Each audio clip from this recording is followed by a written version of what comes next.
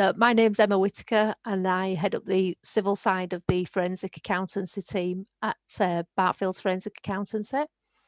And we have a criminal team also there. We have recently joined up with Andy and Richard here at Gentium. I used to work with Andy and Richard in my past life at the police. Both ex-detectives from West Yorkshire Police, and they'll probably give you a bit of insight into how they come to go to Gentium anyway. But we've sort of like joined forces again recently and done a little bit of collaborative work, as Andy and Richard are obviously the experts on the crypto side of things, and we are seeing more crypto cases or crypto assets come into the cases that we're dealing with. We've seen a couple filter through on the confiscation side of cases and also in the pre-trial cases as well. Yet to see one involved in a matrimonial asset, but I'm sure that won't be long in the future where we are seeing them sorts of assets appear as well. So just it's a really quick intro from me. I'm going to hand you over to Andy and Richard. But if you need anything from Bartfield's side of things, then please feel free to get in touch or connect on LinkedIn. Thank you. Over to you, Andy. Thank you, Emma. Good afternoon, everyone. It's very nice to be invited as part of the Bartfield team to do a presentation this afternoon. Hopefully, firstly, my signal will be okay, because I feel a little bit like I'm at a Eurovision Song Contest. I'm actually coming at you from Albania. So I'm sat in Albania at the moment doing a little bit of work for the Financial Action Task Force and the EU out in Albania. So I'm just working from here, but hopefully, one, the signal will hold, and secondly, hopefully you can understand my quite strong Yorkshire accent as we sort of run through the day. Please feel free to ask for interpretation services if you require that. So just before I allow Richard a speaking part to introduce himself, just to sort of explain who we are and why we come to be here. So my background is in the law enforcement arena. I worked for 23 years within the regional forces of Yorkshire, covering serious and organised criminality, fraud, money laundering, asset recovery, and virtual currency investigations, dealing with serious and organised crime and sort of that kind of world. I qualified as an international expert in money laundering in about 2008, and at that point I began travelling mainly into Europe to assist jurisdictions with their legislation and regulation, and assist policing teams with investigations around money laundering and asset management. In 2017, I moved across to Barbados, where I spent a year managing 14 countries and dealing with the financial investigations in those jurisdictions, assisting the Eastern Central Caribbean Bank in writing virtual currency regulation, and basically doing training and monitoring in that jurisdiction. I did the same then the following year in Bermuda, before moving on to Miami and then back into the UK. So within the UK, Richard and I have a company called Gentium UK.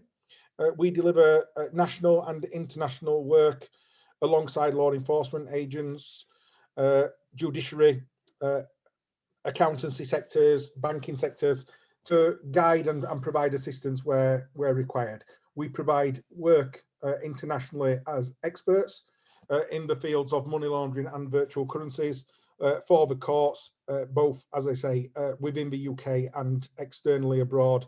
And at part of today, Richard will mention a case in Poland, a defence case that we've recently worked on. Our company also has the UK policing framework in respect of all virtual currencies that are recovered by law enforcement. So as the 43 forces of the UK recover cryptocurrencies, those currencies bounce through our company. We hold those securely, restrain those, and are involved in the realisation of those assets. So working quite closely with law enforcement and providing that kind of guidance. So we're going to talk about today the world of virtual currency. We have a short period of time, so we're going to hopefully be able to touch on sort of the background of where it came about, how it comes up in its use, public and criminal use. We'll look at how you can purchase and how you can use. We'll talk about criminal exploitation, and we'll talk about that thing called the blockchain.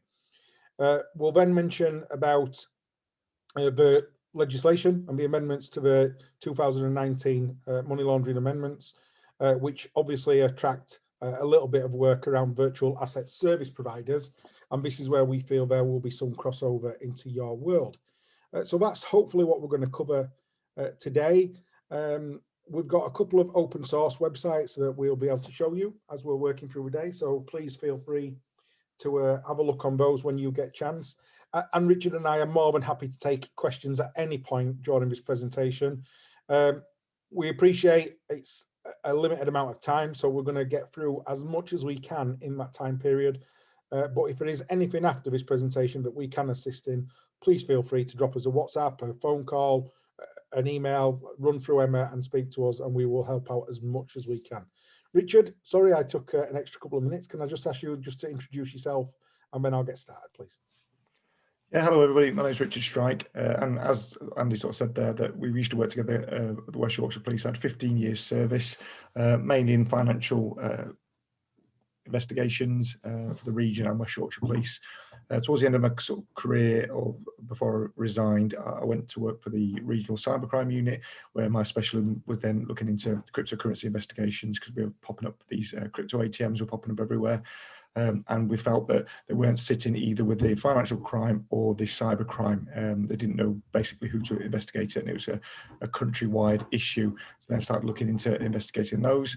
I then came out of the, resigned in 2019. I went into the private sector, the regulated sector, looking at basically accountancy firms and looking at their AML and CTF compliance.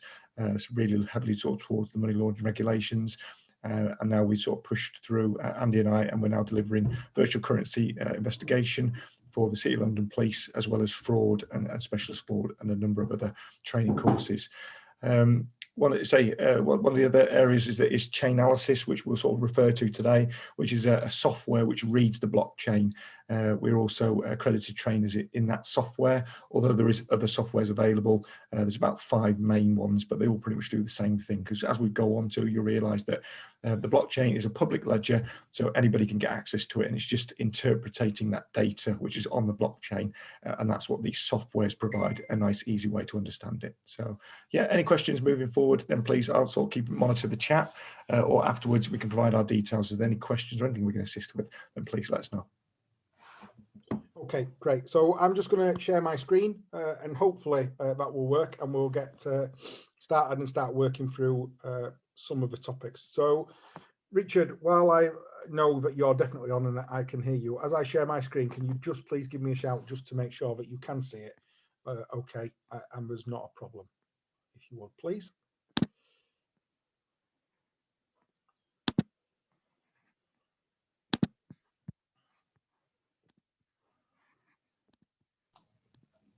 Yeah, we can see it at the moment. Okay, that's perfect. So I'm going to get started, and I'm going to start working through the slide deck. I am more than happy to share this slide deck with you who are attending, because there are aspects in it that we will skip over very quickly. This is effectively a longer than a 2-hour presentation, so we're going to try and get through as much as we possibly can. So the first thing we're going to talk about is we're just going to touch on just a couple of the sort of key terms that we may talk about as we sort of run through this aspect. So the first one, and one of the things that we'll probably talk about a little bit, is fiat currency, and just ensuring that we have an understanding of fiat currency. Fiat currency is what we all understand to be that paper and those coins in our physical possession. These are the things that we see and we utilize on a daily basis. So we're all very used to £5, £10, £20 notes or coins in our pocket. So that would be the aspect around fiat currency. So when we are talking about fiat, we are talking about that paper aspect that is available to us and is in use at all times. We'll talk about cryptocurrencies. And as you can see, there's a big, long definition around cryptocurrency and what cryptocurrency is. So the definition, as it shows, is a cryptocurrency is a digital asset designed to work as a medium of exchange using cryptography to secure transactions and to control the creation of additional units of currency.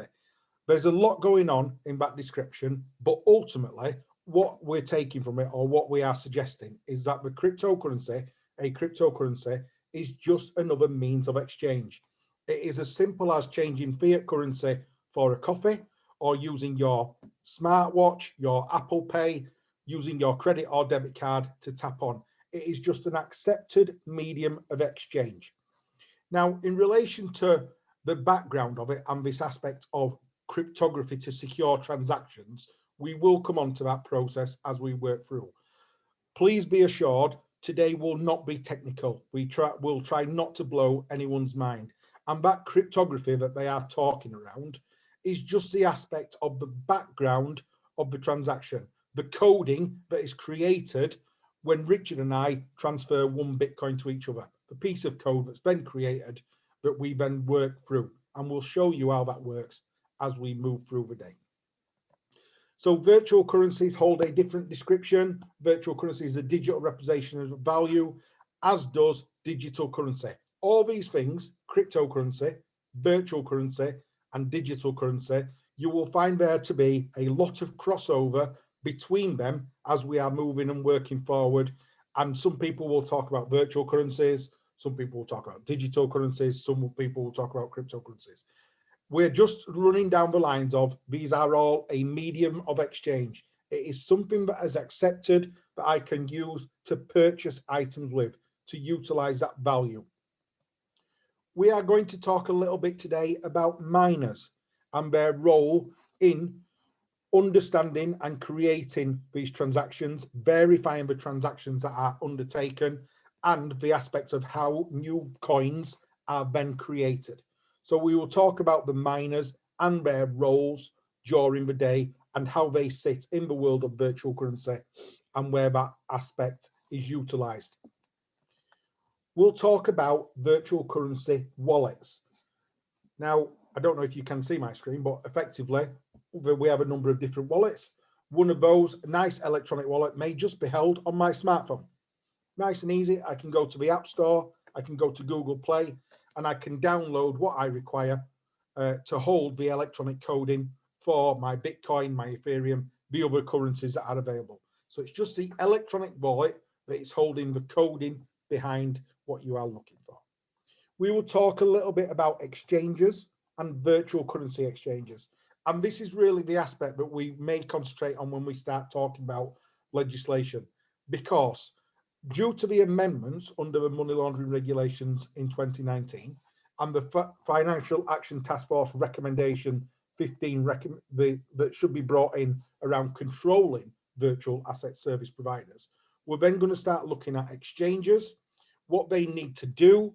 Do they need to verify persons? Do they have to conduct due diligence checks? How long do they need to store data for? Once they do that, is that available for us in the law enforcement arena, in the defense sector? What do they have to retain?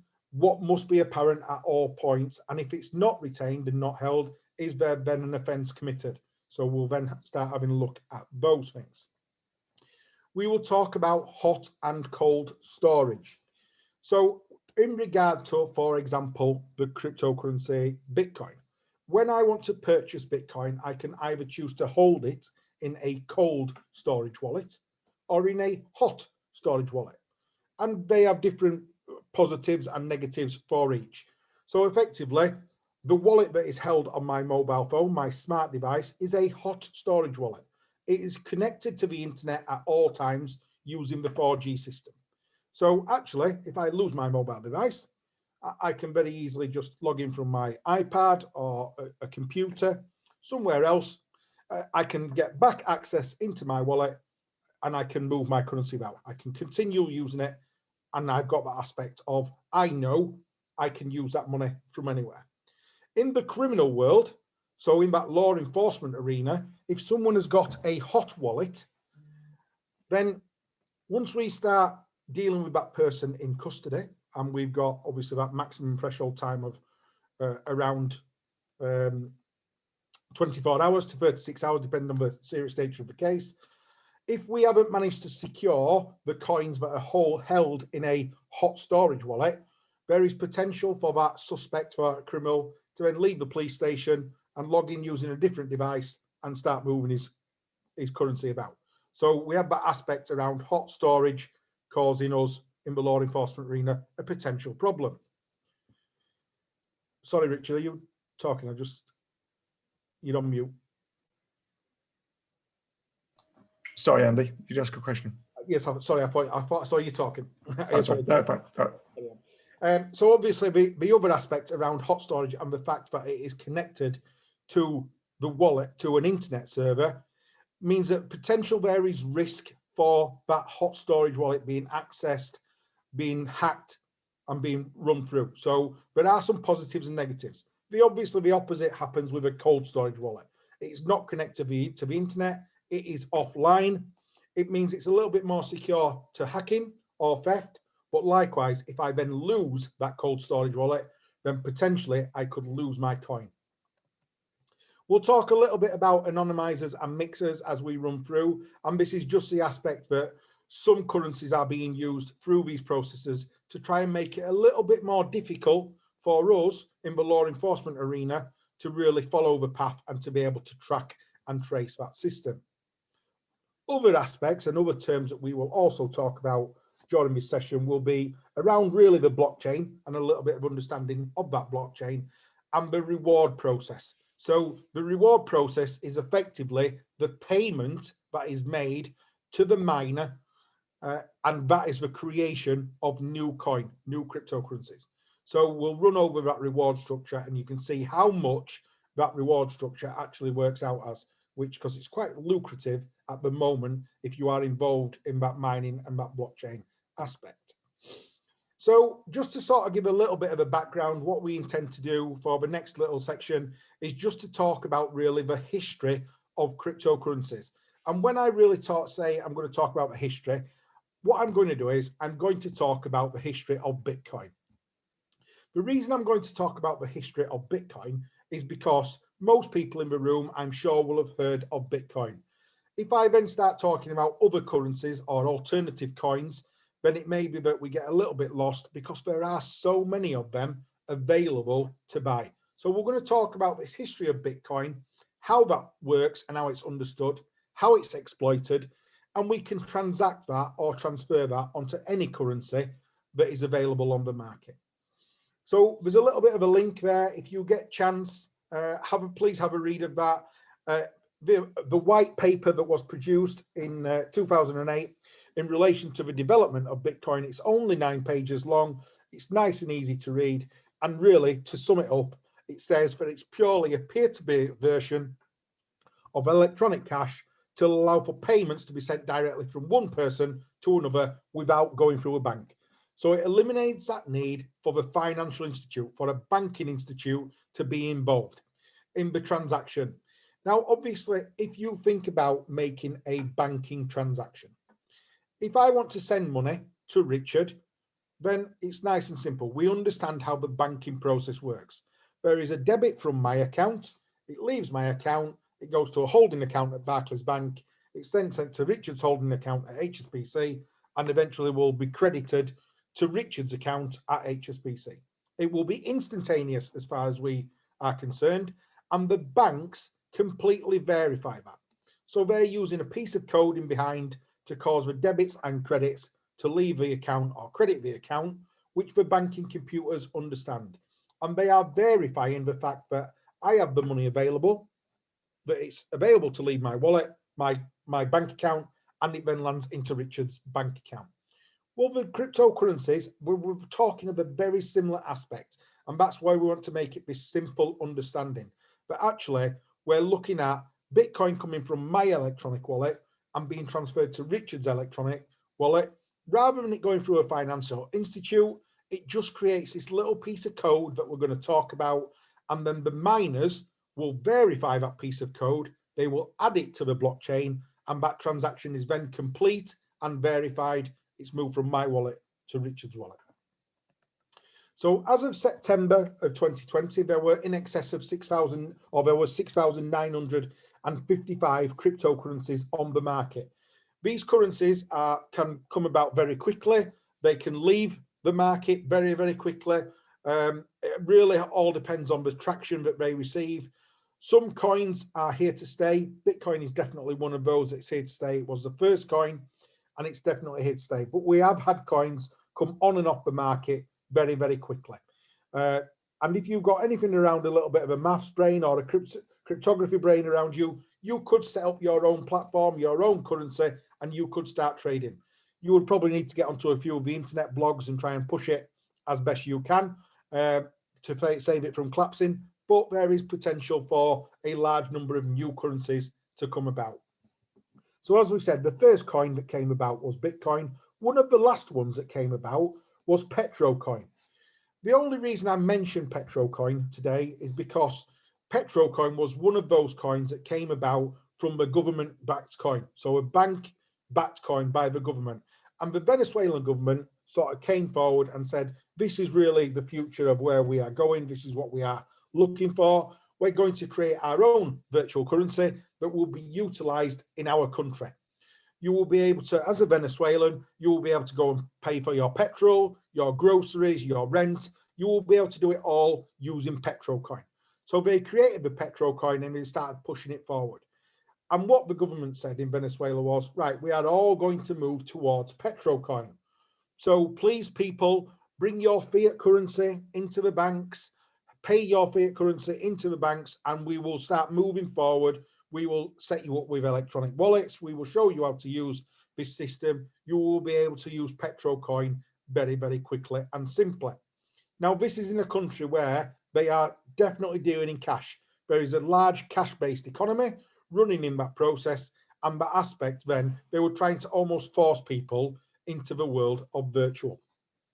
So as part of the process of doing that, people within Venezuela began getting rid of their fiat currency. They began paying it in. And as they were paying it in, obviously, and up towards the launch date, the price of Petro was starting to creep up a little bit. International market found it a little bit interesting. So persons external of Venezuela were also purchasing the coin. So when it launched, obviously that's pretty good. We're now moving forward. We can buy our petrol, our groceries. Everyone's kind of happy as we're going. Unfortunately, then the external investors, those international market, they pulled out. They came away from Petro. They saw a little surge in it, very little surge. They pulled their money out, and ultimately the coin almost crashed overnight to the point where actually Petrocoin no longer exists. It was taken off the market and it disappeared. At the point of disappearing, the Venezuelan government had already taken steps to leave or remove fiat currency from their process. So actually now, when you look at Venezuela and the aspect of fiat currency in Venezuela completely holds no value externally of Venezuela. If it moves out of the country, it holds no value in any country of the world. So almost bankrupting the country overnight by not having the right regulation and legislations in place.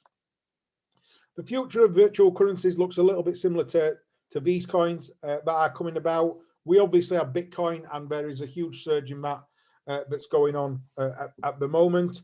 But ultimately, there are some big changes coming around virtual currencies, and notably because of the two on screen. So Facebook, Mark Zuckerberg has obviously created himself a nice little marketplace. He owns Facebook, Instagram. He's definitely got a market that is available for purchasing from him. And as such, he's looking to launch his own coin that will be called DM when it launches. And I'm sure if Richard can jump in to give us the exact date, Rich, on launch. Do you know on? What's for? So for date on DM launch? It's meant to be January this year. So yeah, and if you wanted to purchase DM in advance, you've got to have a wallet called Novi Wallet, which you can register for. Hopefully, I'll be first in the queue. Okay, so obviously, as part of that aspect of Facebook, we originally talked about something called Libra, and then we changed that. It's going to be called DM. And like Richard said, you need one of these Nova electronic wallets to get it. When that comes about, when that coin eventually is launched and hits the market, it is going to open the system up very, very easily and make it very, very understandable for a lot of people. And what I mean by that is, for example, if I try to talk to my mum or my dad about Bitcoin or cryptocurrencies, they very, very quickly fall asleep. And they don't like listening to me. And actually, before I know it, my mum's making a cup of tea and my dad's watching the rugby and the conversation's ended. My parents still go into the bank and queue up for cash. They're still in that process. So they don't understand that world. But actually, both my parents completely understand the world of Facebook and, you know, these telephone apps and that world. When DM launches, the marketplace will just be run using DM coin. So it will introduce a lot more customers into that virtual currency market. So it will start to stabilize the system around virtual currencies. The other coin that's on screen is the Chinese bank's coin. So the Chinese bank are also launching their own coin, which will be available. And that coin is being launched with the intention of rivaling the US dollar. So at the moment, the US dollar is obviously the strongest currency globally. And actually, a lot of transactions internationally at some point will pass through and turn into US dollars as they move through different clearing houses and do move through different foreign currency exchanges. So at some point, it's highly likely that as these transactions occur internationally, they will cross over into US dollar. Under the US legislation, if at any point a transaction crosses over into the US dollar, the US can call primacy on that and can restrain those funds and can undertake an investigation. So if you think from the point of view of China, as they are making a large number of international transactions around the world, it would be very quick and easy for the Americans to shut down those companies. So because of that, the Chinese government have looked towards launching this coin and moving very, very quickly forward to take away the aspect of having to utilize the US dollar. So when these two coins do hit the market, there will be a little bit of stability around virtual currencies, and hopefully we won't see as much influx or transactions as what we're seeing at the moment. So very quickly, the aspects around how do I download it and how do I undertake it? Well, when I first purchased my own virtual currency, I went onto my computer. I found a telephone app that I thought that looks respectable. I'll put a wallet on my phone. So I downloaded an electronic wallet and I began looking for an exchange who I could then purchase virtual currency from. So I'm thinking, right, I want to buy some Bitcoin. And in order to do that, I need to find an exchange who will sell me Bitcoin, who I think might be reputable. I don't want to lose my money. So I found one that had good reviews. There's a lot of internet traffic about it. It looked good. I registered for an account. They asked me for my customer due diligence. I provided my passport, driver's license, and a utility bill. So that gave me a degree of confidence. And I then made a bank transfer from my bank account to the exchange in order to purchase an amount of virtual currency.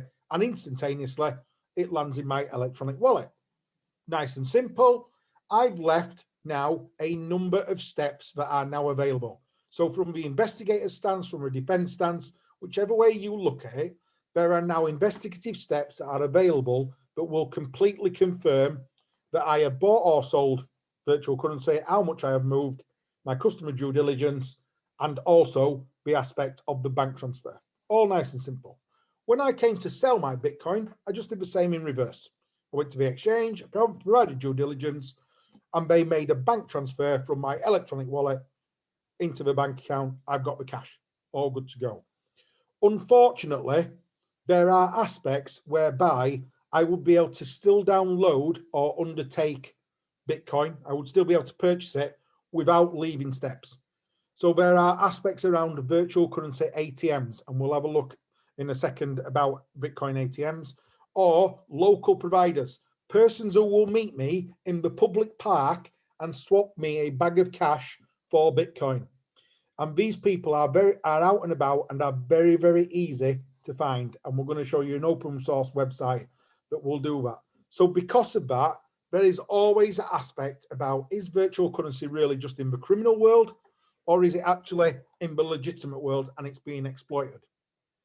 Because of the aspect that I can hide my customer due diligence, I can hide myself, and I can move cash, there is always an aspect about it not being very reputable.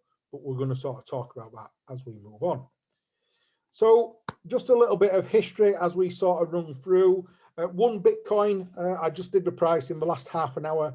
So one Bitcoin at the present moment is valued at £42,248.42.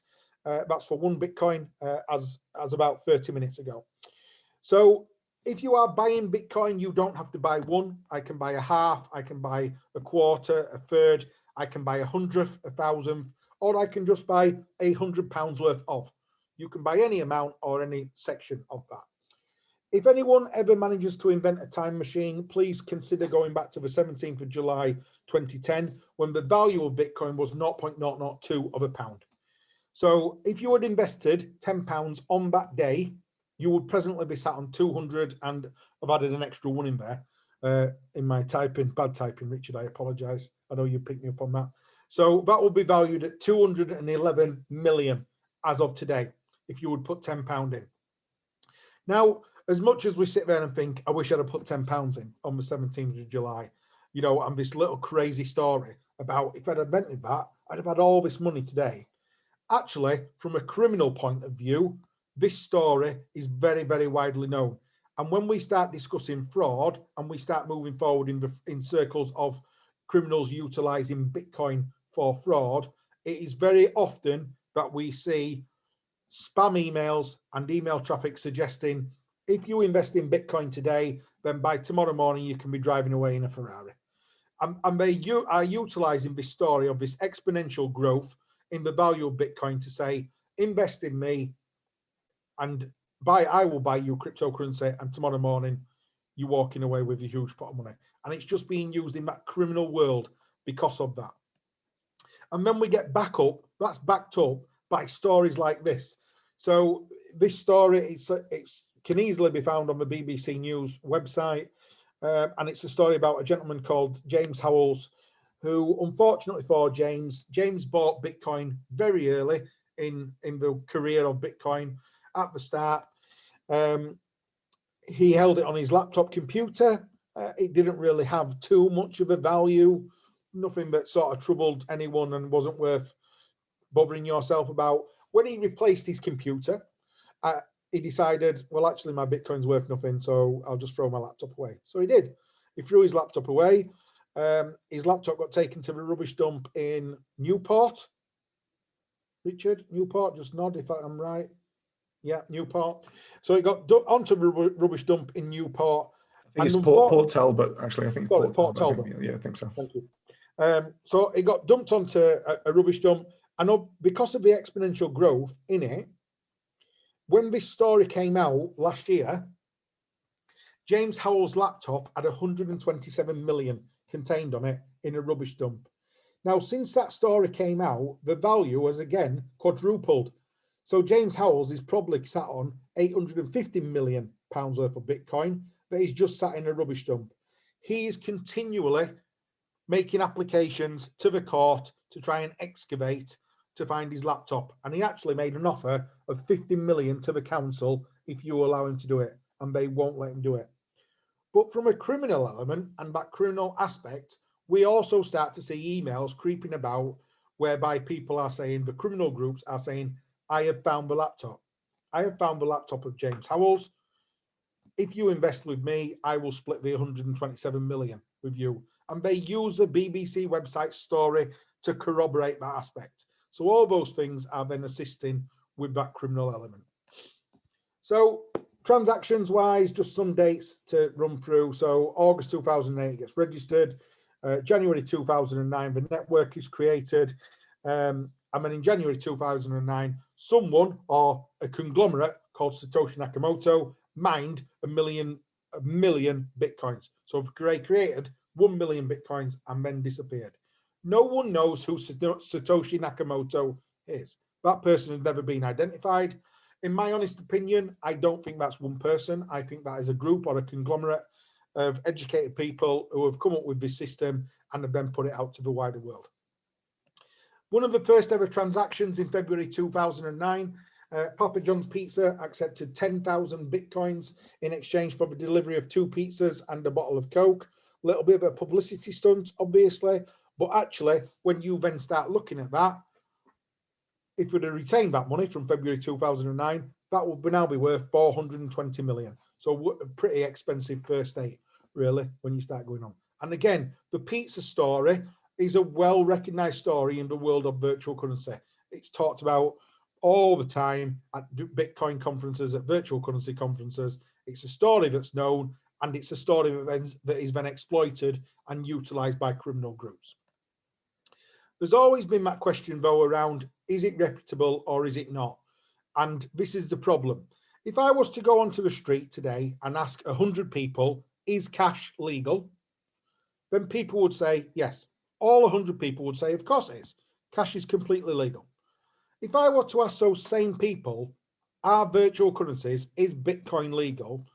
I guarantee that some of them would say no, because the newspaper stories that we get, the aspects that we see about is it reputable or is it not, are sort of fueling that fire to whether it is just in the criminal world or whether it is a legal commodity. Now, as you all know, cash is legal, but yet criminals exploit that. They utilize fiat currency to buy drugs, to buy firearms, to pay for human trafficking, terrorism financing. All those things are just exploiting fiat currency. Well, it's no difference in the world of virtual currencies. Virtual currencies are completely legal. It's just the fact that actually there's quite a lot of stories that hit the news about this aspect, about them being used in that criminal exploitation world. And that's assisted by things like this, whereby WikiLeaks and Electronic Frontier Foundation start accepting donations in Bitcoin. And it fuels the fire around whether it is reputable or not. There's always the aspects around hackings and prosecutions. So there's always a degree of fear from people around, well, actually, is it safe or is it not safe? Will I lose my money? Are the cyber criminals just going to come in and pinch what's going on? And I'm just going to lose all my cash because I'm not really protected. Because if I've got cash in my pocket, I'm protecting that. I know where it is. It's in my pocket. If I've got cash in the bank, then I know that the bank are insuring me to the value of 75, 85,000. I'm good. My money is secure. If it's lost, I am insured to that aspect. In the world of virtual currency, there isn't that backup. There isn't that insurance. There aren't exchanges providing you with an insurance, but if they get hacked or lost, that you haven't just lost your money. And it is subject to people hacking and causing this or committing frauds or thefts and utilizing and taking your money. And one of the most sort of famous ones was Mt. Gox, who were an exchange who held quite a lot of people's details, lots of wallets, lots of passwords, and somebody managed to hack in and walk away with £450 million. So stories like this then make it, well, it's not secure, I don't really want to use it. That again is fueled by 2013, in October 2013, the FBI recovered 144,336 Bitcoin that was in relation to an investigation around a dark web website called Silk Road. So for those of you who haven't heard of Silk Road, it was effectively, or it is effectively, a little bit of an Amazon for criminals. So you would need to go into the dark web. You would need to use what's called a Tor browser or an onion router. You'd probably need a little bit of a decent VPN, and you go into the dark web and you can find sites like Silk Road, which are effectively putting together sellers and buyers. So I can go on Silk Road as a seller. I can advertise the fact that I'm selling drugs or firearms, indecent images, etc. I can advertise those through Silk Road. As a purchaser, I can go on and I can look for these things. And the purchaser and the seller are then put together the same as Amazon. You make payment in virtual currency, and the product is delivered to your home address or by electronic transfer, depending on the products that you buy. So that is just one such website of a number of websites that are held in the dark web that are utilized by criminal groups. And in October 2013, the FBI managed to shut down the site and recover nearly 150,000 Bitcoin. So really good, really successful case. The owner of Silk Road went to prison for quite a long time. But actually, when you looked at that case, there was always this famous Mr. X who managed to disappear a little bit. At the time, he was never really identified, and he went away with a big chunk of money, but was never really spoke about how much that was. This was until last year when the famous Mr. X was eventually caught, located, and US Marshals recovered in excess of 2 billion. It's 2 billion now because of the value. So in excess of $2 billion worth of Bitcoin that have been involved in Silk Road transactions. So when stories like that again become apparent, and people are buying and selling drugs, buying and selling firearms, indecent images, etc., then it pushes on the aspect about virtual currencies and Bitcoin being illegal. There's always been a little bit of international controversy and international steer on where should I go with that. And in that same year, Kenya are sort of coming out and saying, look, Bitcoin's legal, this is the future, we should move it forward. But in that same year, Thailand are saying Bitcoin's illegal. So you've got different countries in the world talking about this same currency. Some are saying it's completely legal, forget it. Some are saying this is the future, let's all use it. So there's always been a little bit of a grey around that. As we move quickly forward, 2014, it's starting to be more recognised. So Las Vegas is starting to take it on. You can utilise it in the casinos. I can start buying game vouchers, so PlayStation, Xbox, all those sort of things. I can start in the world of virtual currency. And then we get the first property sale in Lake Tahoe. Property sells for 1.6 million in Bitcoin. Nice transaction. 2015, Barclays Bank is starting to recognise it now and start looking at the process of developing virtual currency accounts. And in that same year, Barbados hits its first problem and they end up under the International Monetary Fund, which was assisted by a new coin that came about in that country that got launched. There was a lot of the country's GDP placed into it. When the coin went bankrupt and bust, the country lost its money and Barbados ended up under the International Monetary Fund. 2016, I can start paying my Uber cabs in it. So getting to Uber, can pay with Bitcoin. The Chinese are coming forward and saying, this is the future. We need to be all dealing in this and registering it. And Switzerland start issuing it on all their ATMs. So the ATMs in Switzerland, within the country, I can now go and buy and sell in Bitcoin, utilizing any of the ATMs in country. Just to give you a little bit of confidence, 2017, 2018, the North Koreans and Russia both say it's completely legal. This is the future. This is where we should be going. And then South Korea come on board as well. And then we see this property. It was a London-based property that sold within London, Russian-owned. It went up for sale, bids of 16 million or more in Bitcoin. And it sold for 17.2 million. So we're now starting to see a large value transactions utilizing virtual currencies and cryptocurrencies. There was a little bit of controversy around the house purchase because obviously at the point of stamp duty, if we're making a traditional transaction using fiat currency, there would be a large number or a large amount of stamp duty that would be payable on the property sold in London for fiat. Because of the aspect of the change in cryptocurrency and the value being changed around in the virtual world, there's that controversy then around actually, is there any stamp duty to pay or not? Because virtual currencies at that point aren't legislated or regulated. It was 1.9 million was the stamp duty on that particular property, which obviously the government didn't get on that occasion. Thank you, Richard. So I just want to drop onto one of the first aspects of open source that I just want to show you, and hopefully I can jump off screen and do that. And I'm just going to show you a website that's called coinmap.org. So just bear with me 1 second.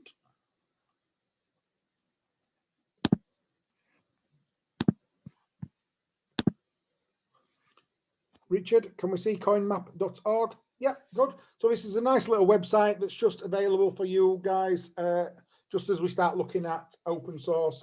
Coinmap.org will show you the location in the world of anyone who has registered their premise for the use of virtual currencies.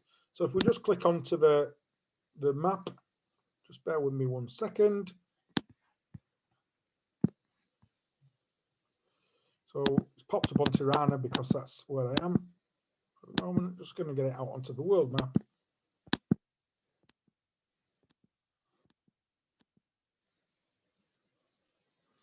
So as you can see, it just provides you with a little bit of a heat map available that shows you the locations of stores, restaurants, coffee shops, hotels, who will all accept virtual currency as payments.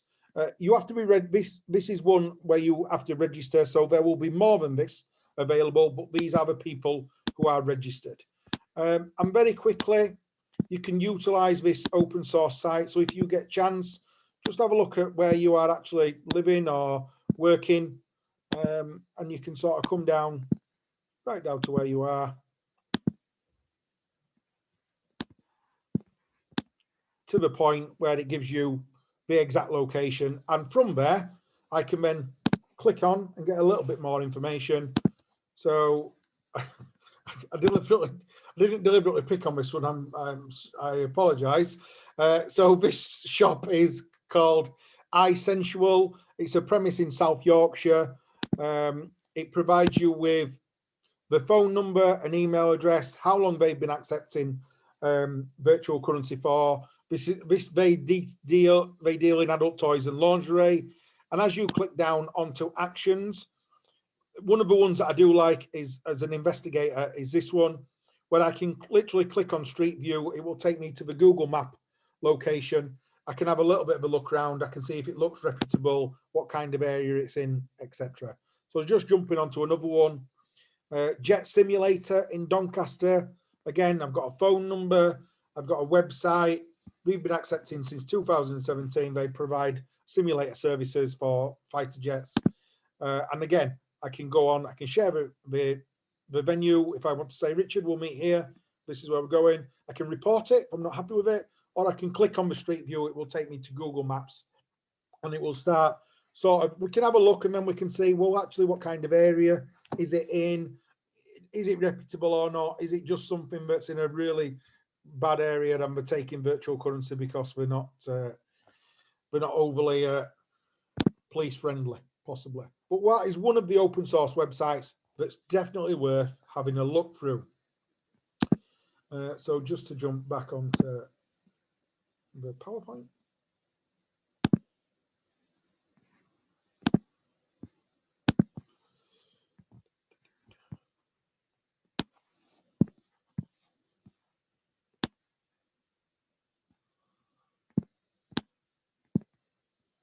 I apologize, my screen's just gone crazy.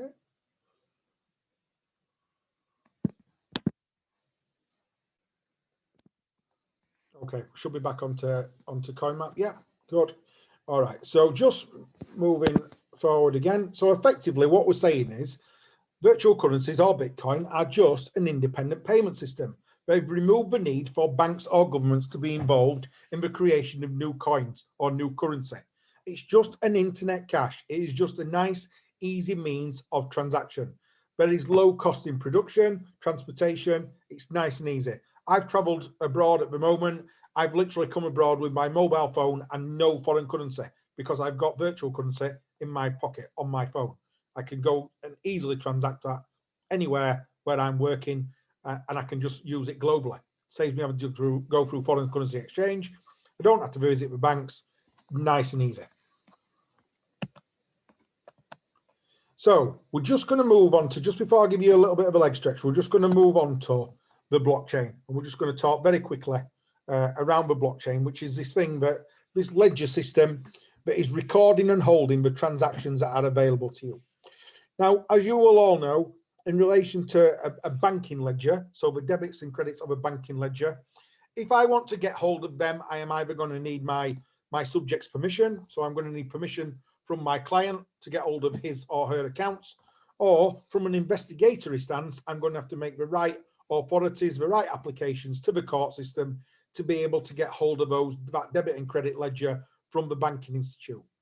The blockchain is a public ledger. It is completely available to you to look at for free. You do not have to make any authority requests. You can just go on and you can look at that.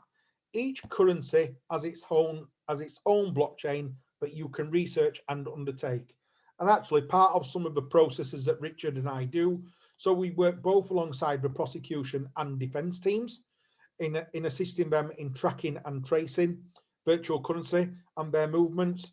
So we've got a couple of cases at the moment. We've got a case whereby we're trying to trace the victim's money that's been stolen as part of a fraud, and we're trying to trace that coin. And we've got a defence case, which we're going to come on to in a second, where a young man in Poland is presently sat in prison, having been convicted of a fraud involving Bitcoin, and he's completely not responsible. It's just the fact that, unfortunately, law enforcement haven't traced it properly on the public blockchain, and we've got an innocent man sat in jail for committing a very large fraud that he's actually not committed. But that public ledger system, that blockchain system, is available for you to access. And we do a process whereby we can teach and we can show you how to map it, how to undertake it, and how to research it. Now, in relation to the public blockchain, it's not just used for virtual currencies. Each virtual currency will have their own, but ultimately it can be used for any type of vendor, anything that's got a contract. So medical providers, electoral register, loyalty reward programs, land and property, all these things are all going on to different blockchains. Now, within the UK, our land and property register, we're not too bad. If I were to buy Richard's house from him, then hopefully 6 to 8 weeks the land registry would be updated and we'll pretty have a good record. But as I start moving internationally into different countries, we're starting to take months, if not years, to update a land registry. Or actually, some land registries are never updated, ever. And we've only got the original land registry from 1912. So to hold land and property register on the blockchain makes it a little bit simpler and a little bit easier. Electoral registers, great way of sort of trying to get away from electoral fraud and the aspect of corruption around the electoral system. Perhaps Donald Trump would have liked this in play in America during the campaign. Maybe there wouldn't have been any electoral fraud or alleged electoral fraud at that time. But effectively, anything that has a contract can end up on the blockchain. So if you want to get married on the blockchain, you can get married on the blockchain. Makes it nice and simple. Again, this is a little bit of a publicity stunt. 2014, at the Orlando Blockchain Conference, this couple get married on the public blockchain and put their vows, their contract, onto the blockchain. And as I say, I look at it and I think it's a publicity stunt. But actually, then when you start to consider it, and is there any benefits to it? If I've got my contract on the blockchain and then I put my assets on there, my property, my house, my car, we have children, I put my kids onto the same contract. So I've now got a live contract with all my assets and my children on that same contract. When I then die, is that now subject to inheritance tax? Or actually, is that just one person being removed from a live contract? Because when I look at it, I think it's probably just one person being removed from a live contract. So therefore, the contract remains in place. So we haven't got the inheritance tax aspect because of the lack of regulation and legislation. And these are the sort of things that really need to be clarified. Because if not, as a country and as a government, we could start losing money very quickly around taxation. Now, I'm going to try and explain the blockchain, and then Richard's going to do a little bit of an exercise on it. And I'm going to use this story that I, again, when I attended some training with a really great guy who does some cryptocurrency training, he utilizes this story, and really we all kind of love the story that was told. So it's been adopted and we pass it on. So I'm going to use the story that I was taught when I was taught how blockchain worked to try and explain blockchain, and then Richard's going to do a little bit of a computer exercise on top of that. So when we look at this big millstone that is on screen, we're effectively saying this millstone was almost the first Bitcoin. So we're looking at a giant millstone. And when I look at that, we're thinking, how is that millstone a currency? That's ridiculous. I look at that now and think, in 2021, how can a millstone be a currency? It's too big to keep in my pocket. I can't roll it around. It's far too heavy. Why would anyone ever accept that to be a commodity to exchange for value? But actually, if I went back to that island and I said to the people of that island, or actually we use this paper currency, we use these pieces of paper and these coins, they would also probably look at me a little bit stupid and say, why would you use paper coins and paper notes and coins? You could easily lose it, it'll get lost, etc. We accept that this millstone is the currency of choice. So we're going to try and use this millstone to explain really the blockchain. So many years ago on the island of Yap, which is in the Micronesia Islands, people would send out miners into the surrounding area to mine for these big millstones. So they would go out and they would mine for these big millstones and they would bring them back to the island of Yap. Now, as you can see, they are too big and too heavy to use and to roll around. So the miners would remove them onto the island and would place them on the pathway leading up to the village. So it might just be lent against the first tree on the pathway. So I've sent them out, they come back, they bring my millstone back and they place it against the tree. That night around the campfire, I tell the story that I've sent these miners out and the millstone at tree number 1 is mine. The miners tell exactly the same story.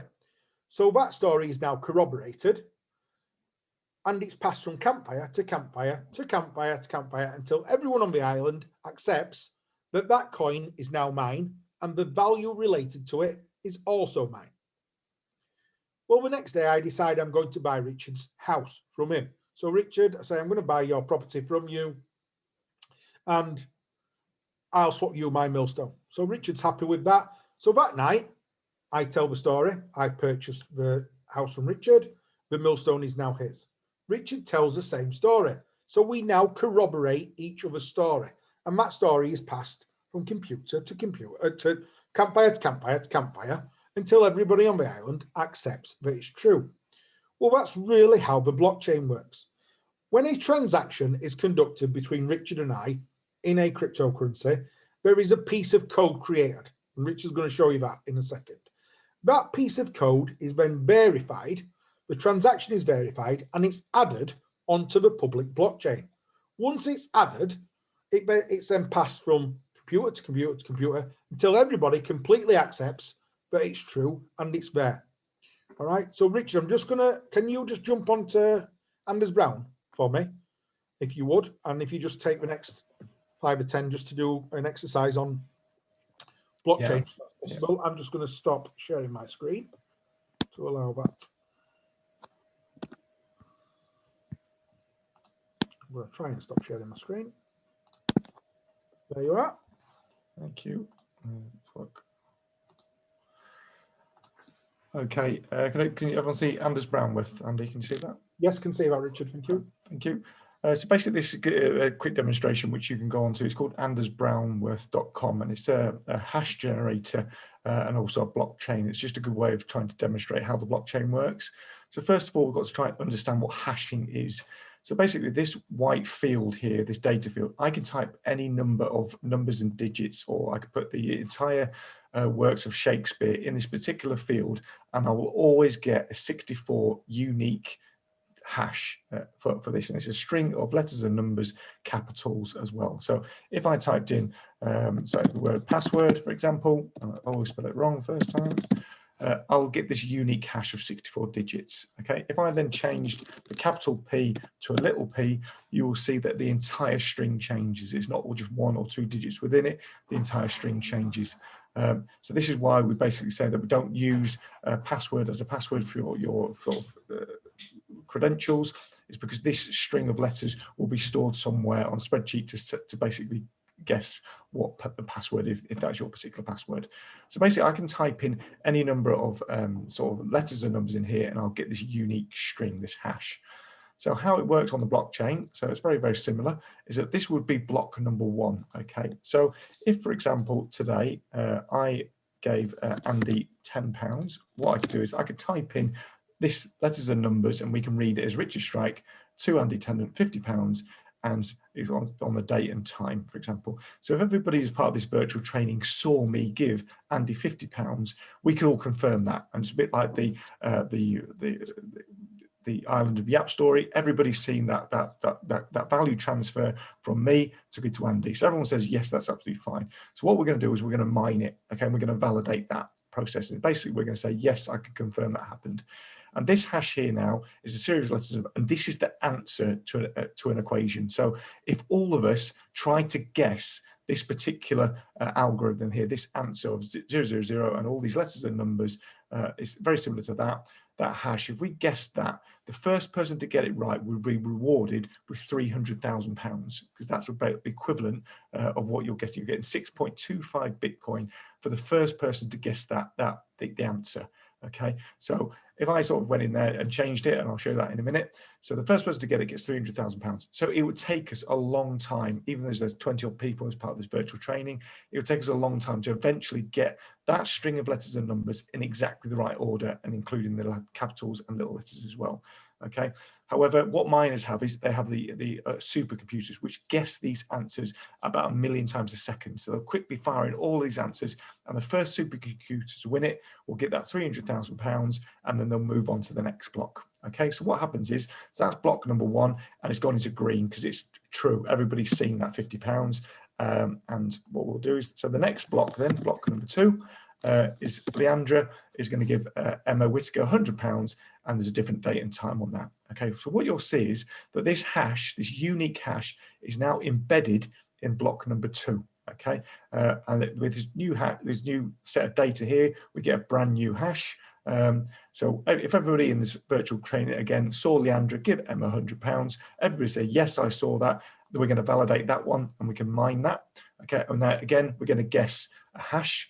Okay, and the first person to get it gets another £300,000, and it moves on. So the block number 3, we'll then say that somebody called Joe Bloggs is going to give his wife, Jane Bloggs, £1,000, and this one. So there's any number, and it's just this particular transaction. So if everybody saw this transaction as well, we're going to mine that, and again it moves on. So basically what it is that all the historical transaction are all embedded in the next block. So if I went back as a fraudster and thought, actually, I'm going to try and like scam Andy out of another sort of 50 quid, or another 25 quid. If I said to him, actually, Andy, 6 months later, I said to him, actually, you only gave me £25 on that date. By entering that, by changing that little digits, or from the 50 to the 25, it completely changes that hash, which then completely changes this one, and so on and so forth. So the whole thing, it falls apart. You can't defraud it. So then the only way of getting back to it is if I basically go back and type exactly the right figures in there. The hash is then complete, and then all the other ones are then are complete and are validated. So I can't go back to historical blocks and change any information. And this is why it's so secure. It's good for cryptocurrencies, but it's also good for all the private sector companies who are now using the blockchain. Because, for example, if I put Richard Strike in a vote and voted, one of whoever the parties involved, I put it on there. If it then went on to the next one, and Andy Tennant and so on and so forth, I couldn't go back and then change my vote in there, because I would have a unique hash, and it would be into the next one and the next one and so forth. So it's so secure, and it can't be amended. And this is why, the blockchain is a good process, especially with cryptocurrencies, because each block, like that, for example, that's one transaction. Each block will contain about 2,000 transactions, and it's all done in about 10 minutes. Okay, so there's lots of people, all these miners are guessing this equation with these supercomputers, and then they'll get their reward, and it moves on to the next block. And again, another 2,000 transactions all over the world grouped together in a block, and they'll guess that algorithm to say, yes, that's correct, and it'll move on and so forth. Okay, does that make sense? Okay. Richard, can I just ask you to drop onto blockchain.com? Yep. So this is blockchain.com. So this is now, if you want to have a look at the live system, this is the blockchain. And if you look on Explorer, okay, this is the live transactions now as they're happening all over the world. So you've got all the blocks. So currently it's 677,146. The blocks. So when we did that demonstration on Anders Brownworth, we did 3 blocks. We are now 677,000 blocks later from the very first block. But what we do know is that all the history of all the other blocks is all contained with this one, and it can't be defrauded. Okay. So if you want to look at all the transactions as they're happening in the next block, you've got all these, and these are all the amounts. So usually there's see if we can find £1 million one, 1.6. What's it gone? So this is 1.6. So basically, this is one of the transactions. And that unique hash is there. So this transaction. So this is when you've got the arrow. So this is the input. This is the sender. and this is the output that was known as the recipients. And each of these Bitcoin addresses are unique, okay, and they are unique to somebody's wallet or an entity's wallet. So this is like basically saying that this is a sort code and account number of somebody's account has been transferred across into another sort code and account number, okay. But yeah, so that's how you can look at, and this is one single transaction, and there's geography is completely out the window. So it could be from UK to Australia or anywhere. Okay, so if I went back now, so that all these are now being mined in the next block as we see it. So if I wanted to look at the next block, for example, so these are all the blocks as they're coming across. So if I look at block number 677122, I can look at it. So actually this block's got 3,210 transactions within it. It's currently been confirmed. So the algorithm that answered the guessing, 25 people have got it right so far. Okay, but people will still be guessing with that, even though the block's already been mined. So the first person to validate it got the prize, the mining, the reward, and there's now, and that will just keep going up and up and up because people are just too slow at guessing the correct answer.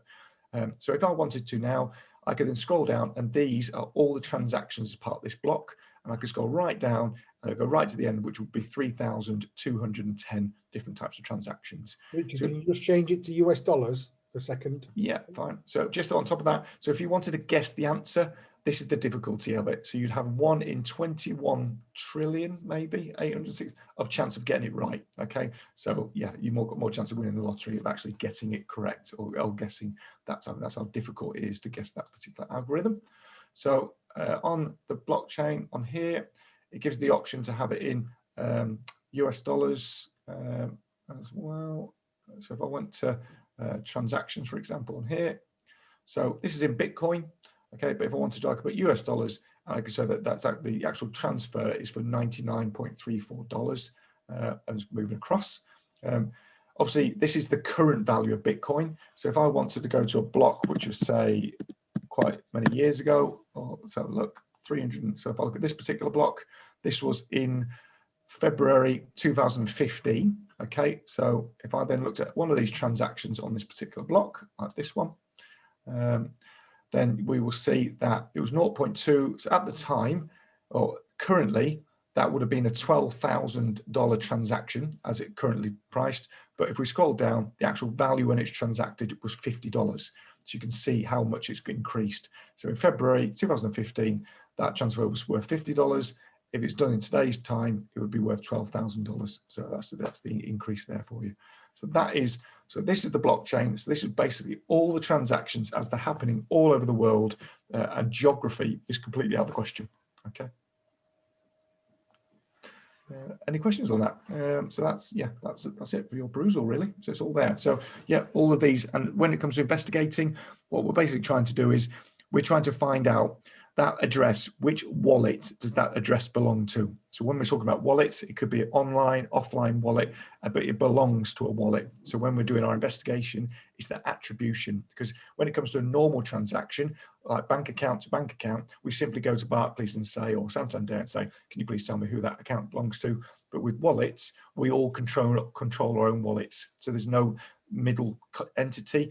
So all we've got is an address, okay? So this is where we have software like Reactor or Chainalysis to be able to identify, because we can do some tracing back up the blockchain to identify who potentially is in control of this particular address, okay? This sort code and account number, if you will. I've just got a question. Whose pocket does the 300K come from? Is this a particular? I'll do that. I'll do that now. No worries. Right, thank you. If you just stop sharing now, I'll do that now. Yeah. Stop share. There we go.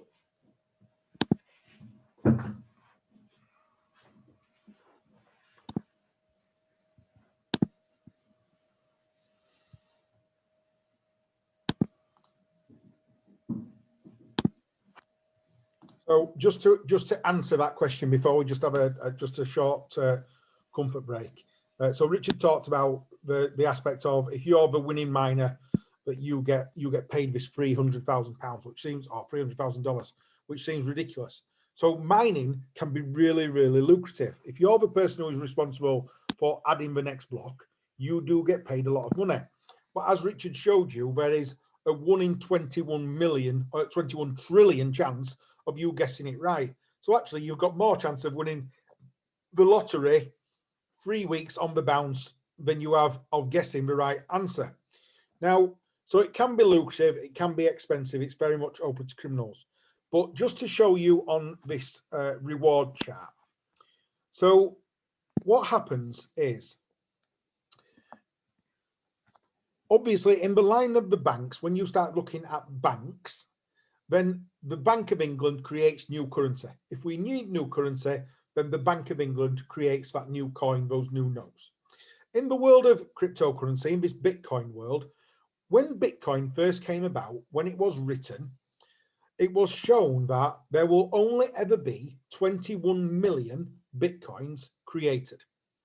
And how new Bitcoins are created is, as a transaction occurs and as a new block is added to the blockchain, the winning miner who adds the right block is paid in newly generated Bitcoin. So new Bitcoin are created by adding onto the block. So if we go right back to the beginning of Bitcoin, if you were the winning miner who was responsible for adding a block onto the public blockchain, you would have been paid 50 Bitcoins.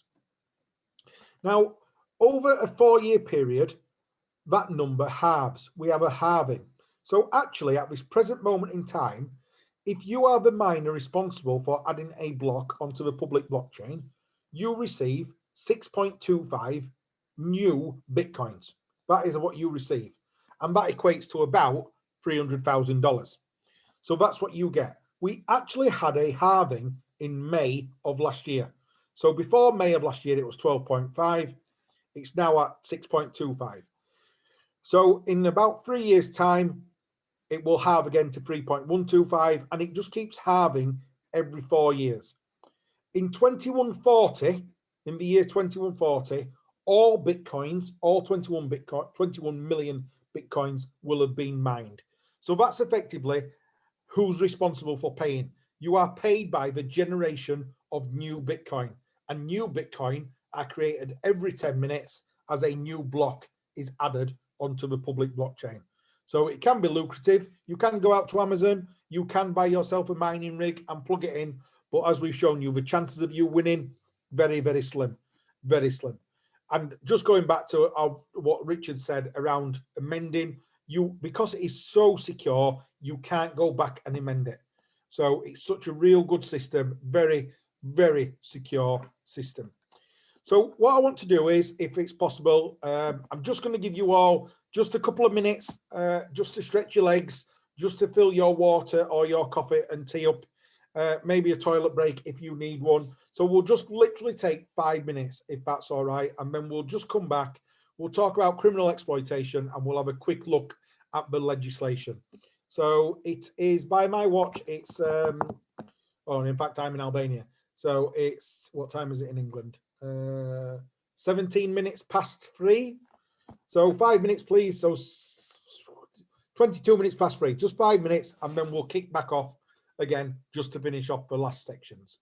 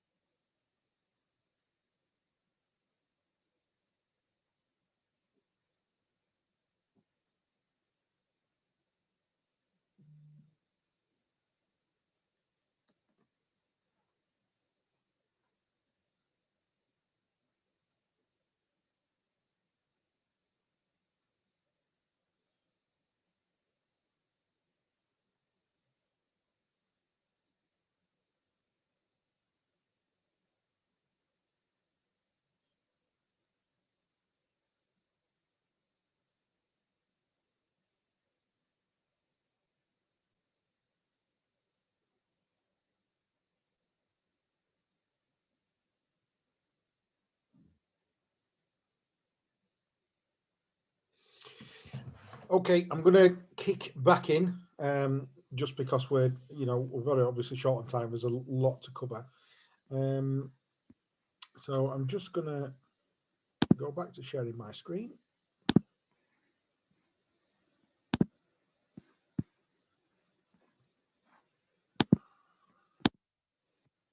So hopefully you can see a screen that's talking about criminal use.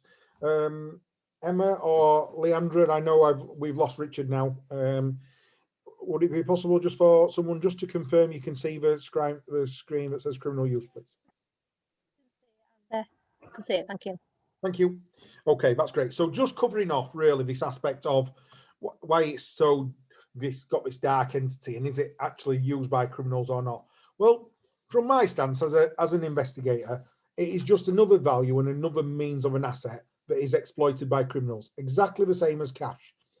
And actually, in the criminal world, it is utilised for different things, and it is utilised in different worlds, and we're going to look at a couple of those in a second.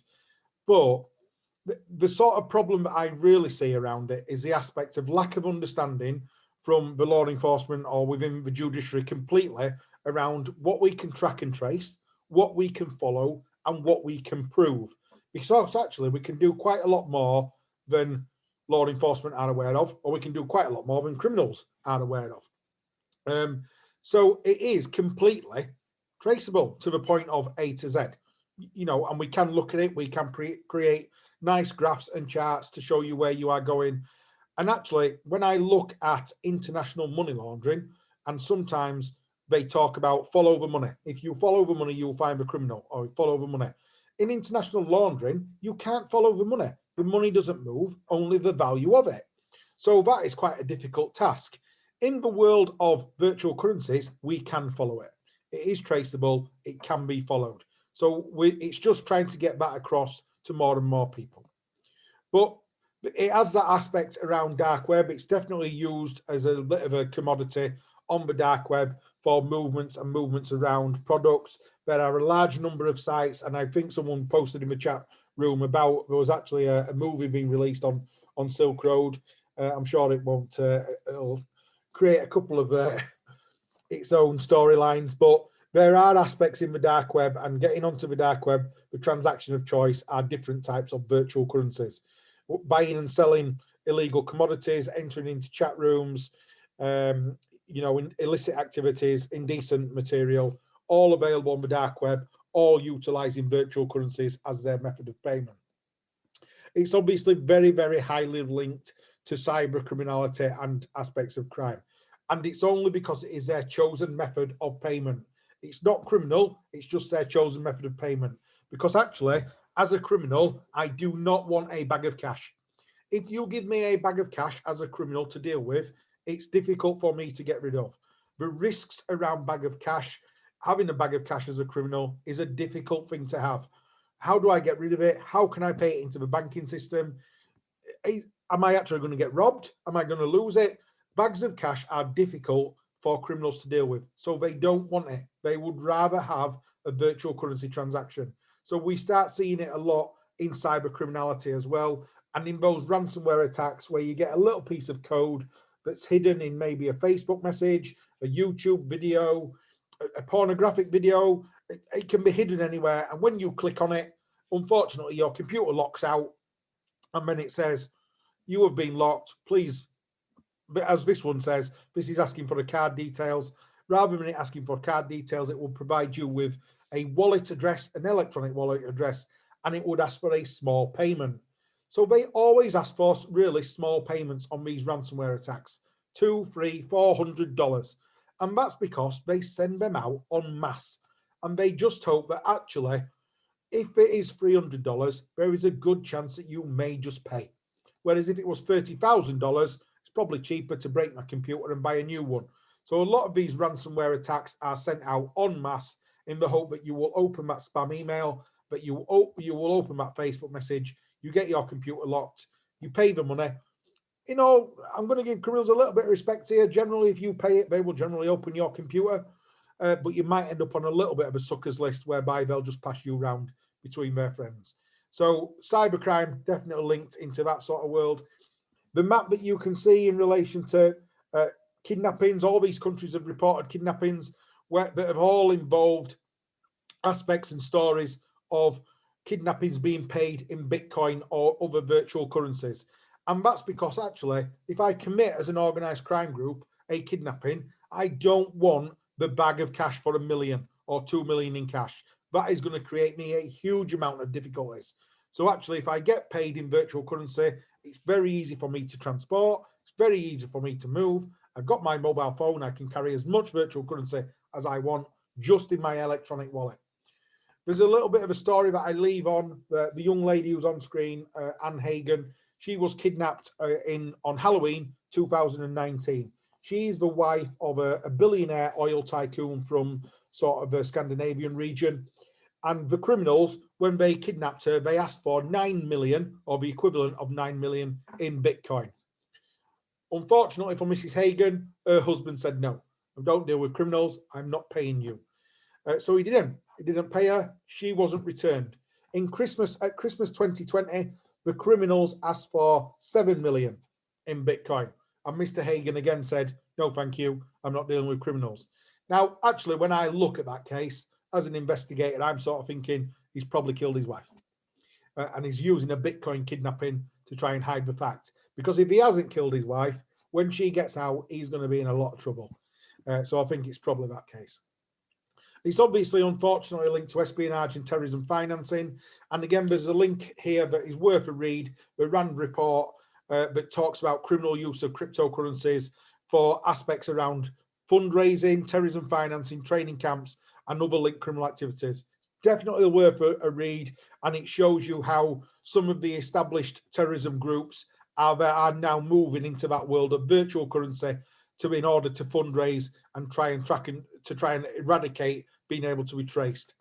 And again, when you then go into the dark web, you see pages like this where you can donate directly to a Bitcoin address and you can make a donation to ISIS, to the Islamic struggle. It's obviously linked to fraud, and we talked about that aspect around the story of if you invest £10 with me, then tomorrow morning you can be driving a Ferrari.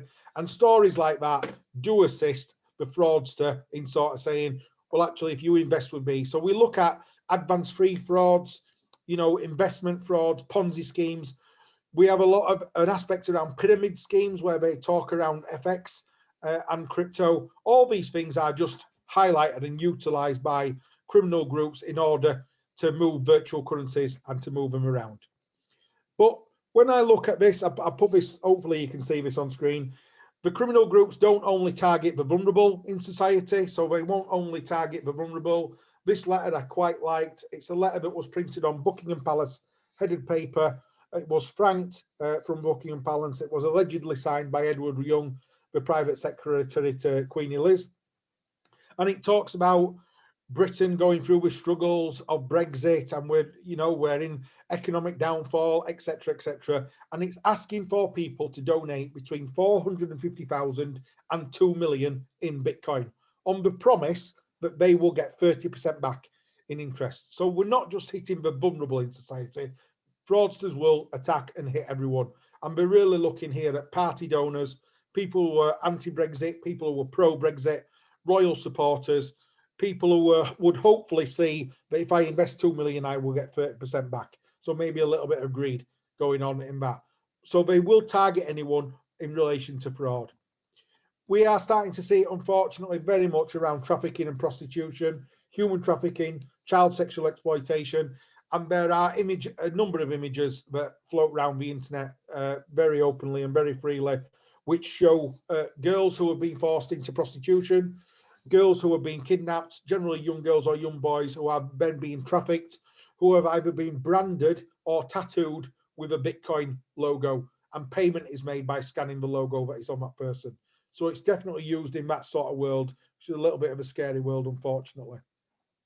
A member of these kind of things, which I'm just going to touch on, and hopefully I'm going to be able to show you a different website, which is definitely worth you again having a look at. So when Richard and I physically managed to get into places, and if anyone actually in your companies, in your, at your firms, wherever you are, if you want to do a little bit more work, if Richard and I are free, we are more than happy to come to you and do a little bit of work for you and your team in-house around virtual currencies and the aspects of how the legislation works, how it works for taxation. Richard and I also own a Bitcoin ATM. So we are more than happy to bring that with us. You can have a little bit of a look of it, have a little bit of a play of it, and see how that works and how it's undertaken. So again, I'm just going to drop onto an open source website. Just going to share my screen.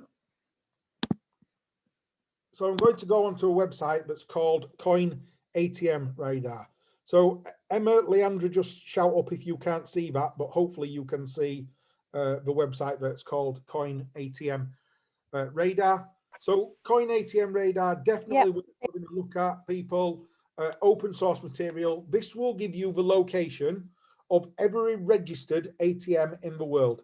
So if you happen to have registered your ATM, then this will give you the exact location of that.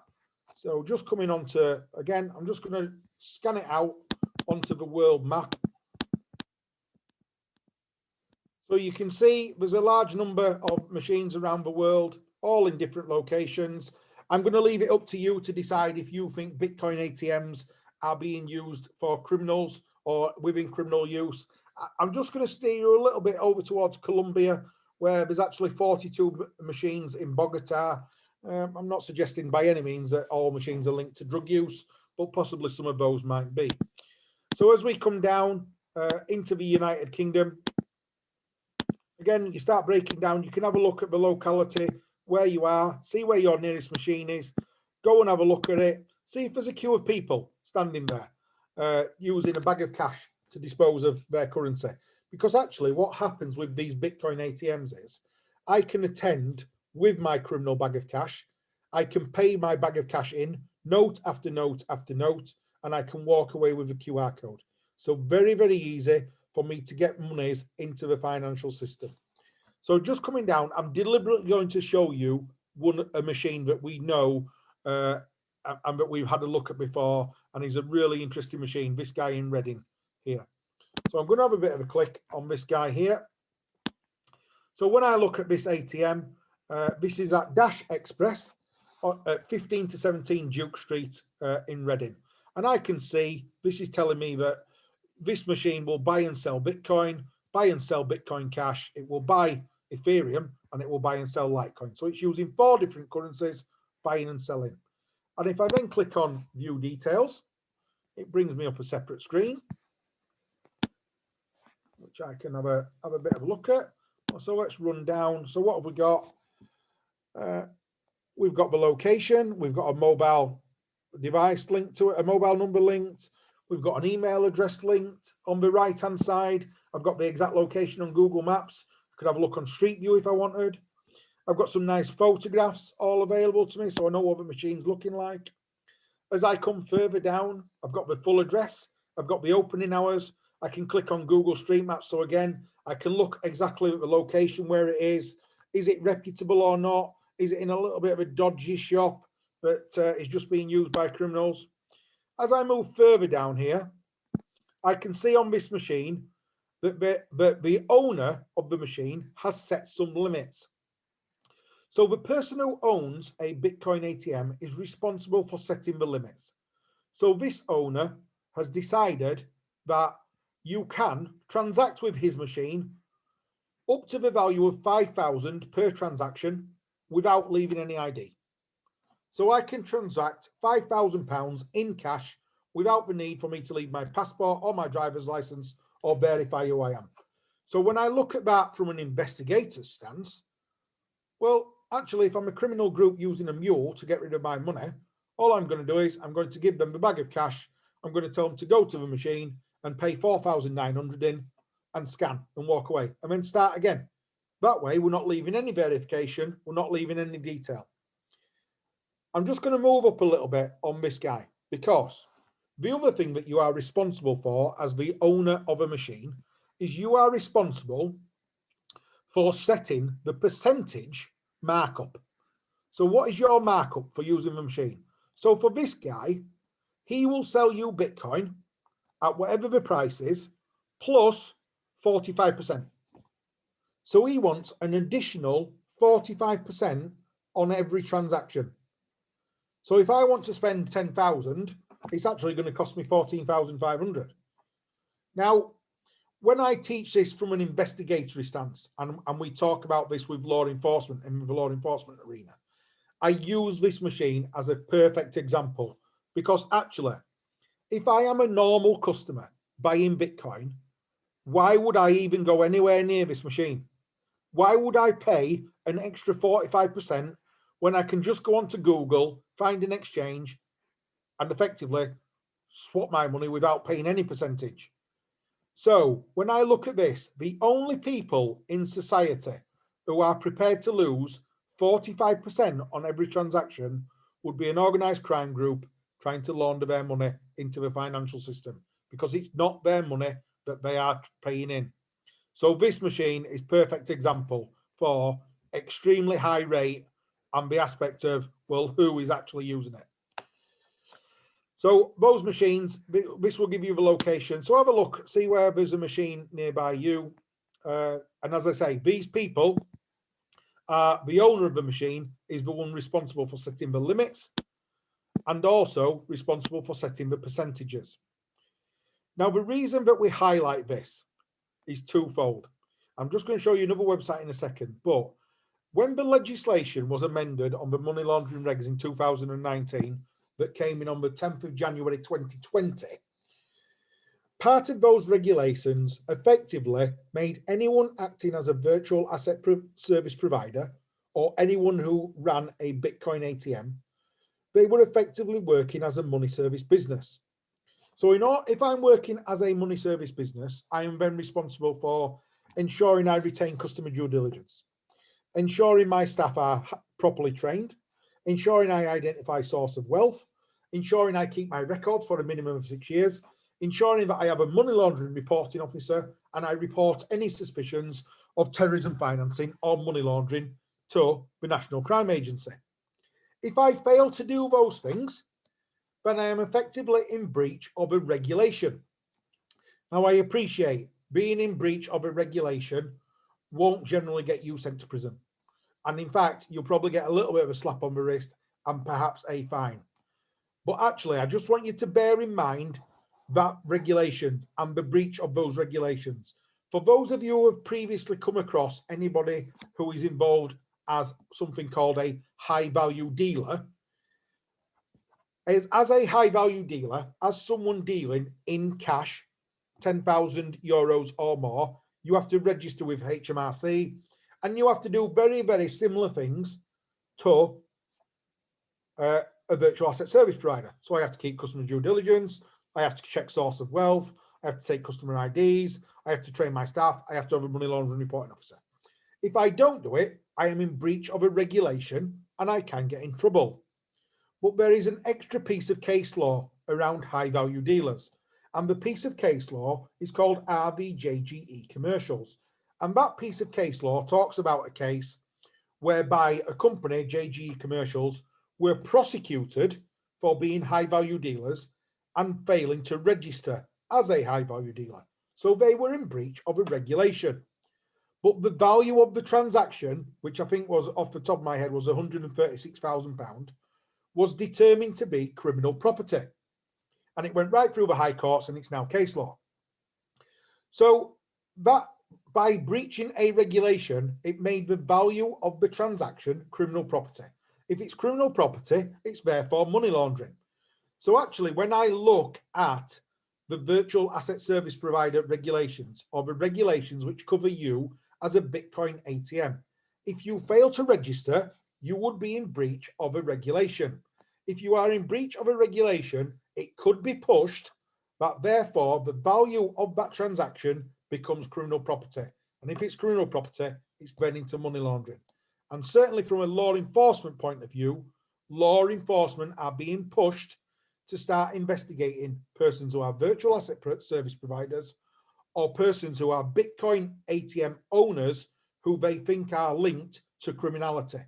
So for that reason, we will start seeing more people coming into the legal system who have been involved in either exchanging virtual currencies or own one of these ATMs. So you can look at the path, you can see where the ATMs are, you can see if you have a close one to you. On a second website that I'm just going to show you around virtual asset service providers or local providers, there's a website called localbitcoins.com. Now on localbitcoins.com, this will give you every country in the world. So let me just click down to the United Kingdom. There we are, United Kingdom. I want to swap £5,000 for Bitcoin. So I'm just going to do a quick search. And then that brings me up a whole list of people who will conduct a transaction with me in the UK. And as you come down, it literally, there are pages and pages of these people who will transact with you for a bank transfer. They will make MoneyGram transfers. This person will give you a credit card with the same amount on. This guy will give you cash. This guy will give you an alternative coins. And as you start running down, all these people on the left-hand side are all acting as virtual asset service providers. And as such, all these people under the money laundering regulations should be registered, should be undertaking customer due diligence checks, should be retaining records, and should appoint a money laundering reporting officer. If they fail to do that, they're in breach of a regulation, and as such, they could be subject to prosecution. There will be a push around these people. There is definitely coming a push on virtual asset service providers and also in relation to Bitcoin ATM holders. And when we start seeing that and we start seeing that push, we will definitely start seeing more people coming across the need of forensic accountants, the need of prosecution advice, the need of defense advice, and to have a clear understanding. I'm very conscious of the time, so I just wanted to sort of mention to you a couple of cases that we're working on, one from the prosecution side and one from the defense side. So we were approached a couple of weeks ago in relation to a lady who had been subject to a fraud, and as part of that fraud, she'd had a large amount of cryptocurrency taken from her electronic wallet and moved away. Now, she was obviously panicking. She rang the police and she said, someone has taken all my cryptocurrency. What shall I do? And she was unfortunately advised by law enforcement, well, actually, you can't do anything because once it hits Bitcoin, we can't trace it. We can't do anything with it. So I'm sorry, you've lost your £46,000. So she approached us through a mutual friend and said, is that right? I can't believe I've lost my money. Is there anything I can do? And inside of 10 minutes, we found the money. So we were able to go using her electronic wallet. We were able to make a series of tracking and tracing, and we found that, and we found the location of that, and we were able to feed that back to law enforcement to ensure that restraint and confiscation and identification of that person can take place, and that the victim can get their money back. So from a prosecution stance, that was great. We managed to secure the asset. We managed to get it returned to the lady. And we've also managed to identify the person who's responsible for a fraud, and that person will get prosecuted. The other stance that we're also looking at is we were approached a few weeks ago by a defense team in Poland. So the defense team in Poland said, we need some help. We've got a client who's been placed on remand and he's in prison. And we said, right, well, what has he done?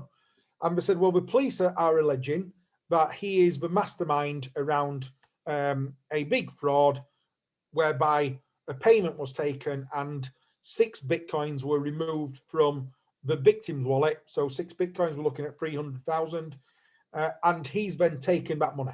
He's the person responsible. So the police have therefore arrested him, they've charged him, and he's on remand because they can't get the money back. And I said, right, well, let's have a look. So we had a look at the case, and effectively what happened in the case was there was a fraud. There was a transaction whereby a victim lost 6 Bitcoins that got moved to a suspect's wallet. The suspect has then started moving small amounts of that money to different locations to try and start pulling it out from the crime. One of the locations that the criminal sends the money to is a Bitcoin ATM in Poland. And unfortunately, our man, this young man who sat in prison, he just happened to be the next person to walk up to the ATM and use it. So the police put 2 and 2 together and came up with 17. And unfortunately, they charged this guy and he was sat in prison for a fraud that he's not committed, but he's completely not responsible for.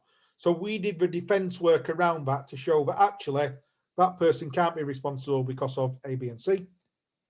But also that actually your suspect is this person and your money is here and not at the ATM. So we were able to trace that. We were able to sort of work both with the prosecution and the defence in that case, because we were able to push into the prosecution the steer where they should be going, and we were able to get a young innocent man released from prison very, very quickly. So he was pretty thankful on that. Now, I appreciate we've been a couple of hours there already, and we've not really covered a great deal. We've talked a little bit about the history of Bitcoin, where it came about, and we've talked about very quickly the change in legislation under the money laundering regulations 2019 that came into play on the 10th of January 2020. Those regulations that control Bitcoin ATMs and virtual asset service providers came about as part of Recommendation 15 from the Financial Action Task Force, which say that as a jurisdiction, we must start controlling regulation and legislation around virtual currencies. We must control virtual asset service providers, and we must control Bitcoin ATMs. But on the back of that, and me personally, and this is my opinion, at the present moment, we've just gone through this crazy pandemic. We're all still working from home. We're living our life in virtual assets. No matter what you think about, has the government done a good job or not? What we have seen from the government is the furlough scheme, which has cost the country a lot of money. There is a lot of money being paid out in furlough to different people around the world and different people in the UK, I apologize. So as such, the UK government will have to start clawing that money back from somewhere. So obviously taxation will probably go up, corporation tax, etc., etc. But also, when you look at pieces of legislation like this legislation that came in January 2020, this is a great aspect for law enforcement to start prosecuting people for breach of regulation and then start looking at restraint and confiscation of people's assets. There will be a push from law enforcement on these things, which will start people then coming to you.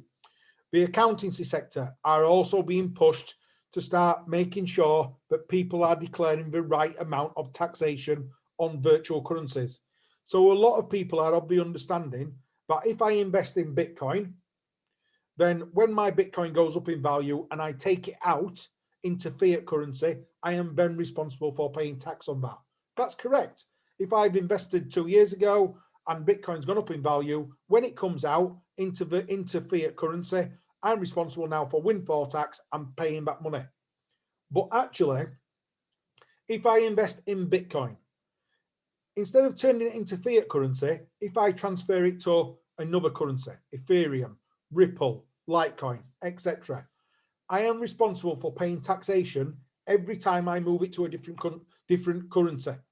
So actually, there is a big push from the accountancy sector as well to ensure that people are paying the right amount of taxation, which again, some of those people will end up being prosecuted, investigated by the likes of HMRC and the regulated sector, and they again will need representation, both criminally and in the defence world. So we see there to be a lot coming about. I appreciate it's been a very, very quick whirlwind tour around where we are. Richard and I are very, very passionate about this aspect of virtual currencies. We work with some great people. We've started working alongside Emma and the team at Bartfields and starting to get into the process of ensuring that Emma and the forensic team are aware of where they need to be, aware of that investigative stance and what they can provide. We are more than happy to assist anyone. If you want to come through Emma and the team, if you want to come direct to us, we are more than happy to assist. If you think it is worthwhile, your company, your department, just yourself, having some additional CPD, having a little bit of, actually, Andy, can we have a formal chat? Can you give us, what do we need? This is a case I've got. Pick up the phone, drop us an email. We are more than happy to help out. I don't want people to be scared of virtual currency. It's not something to be scared about. We are slightly behind the curve, but we can very quickly get on that curve and understand it. So I hope it's been interesting for you. I'm obviously going to stay online now. If there are any questions, please feel free to throw them out. Emma, do you want to add my details in, or do you want people just to come from you if they want anything? Yeah, you could add your details in. There is a question actually, Andy, from Anne, who works, she says she deals with divorcing couples. You might be able to answer some of this now, and if not, we can always get back to her. Can I freeze a Bitcoin account at the beginning of the process? And secondly, how is it possible to enforce any order for the transfer of, say, 50% to the other party in the way that you can enforce against a bank account? So in relation to freezing it, so just coming on to firstly monitoring it. So did you say Anne? I think you said Anne. So in relation to monitoring first, Anne, we can look at it, we can trace it, we can follow it, and we can actually flag it. So we can keep an eye on it, and if there are then movements, we can see where it's going. So actually, if you had a clear understanding and you had that following, then you yourself could map that, and you could then flag it and keep an eye on it. So it is the same as any other asset. So it is exactly the same as any other asset. We can issue a freeze, we can issue a restraint. Law enforcement world, we can do confiscation, and we can go to court and we can apply for, they've got to pay out. If they don't, there will then be sanctions for them in doing it. So it's just the same as any other asset that is about. Just because it's virtual currency, there is no difference. It is just another asset, and actually it's easier to trace than something that's hidden. Thanks for that, Andy. There's no more questions in the chat, but has anybody got any other questions? I'm just going to type my details in just while we're doing that. So Yeah, no problem.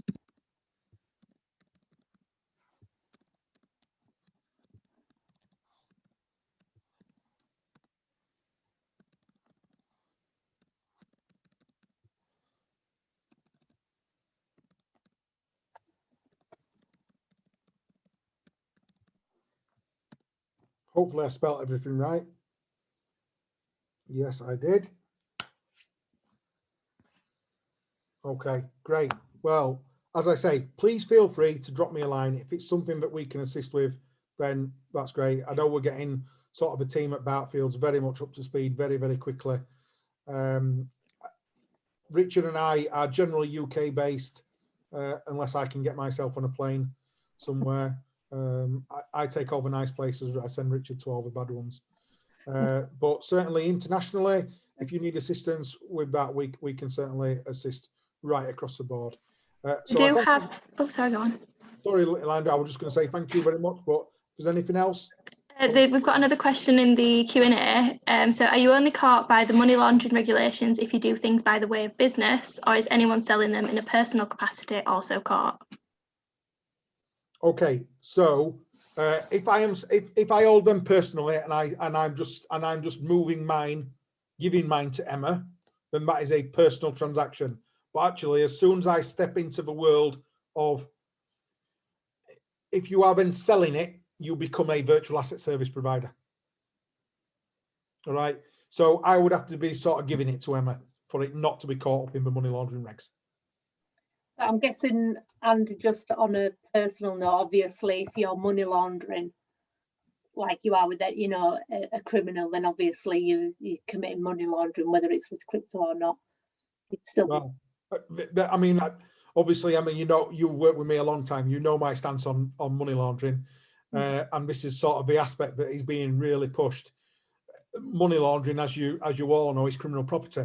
So criminal property, what you then do with it, it's nothing to do with placement layering or integration. It's nothing to do with money.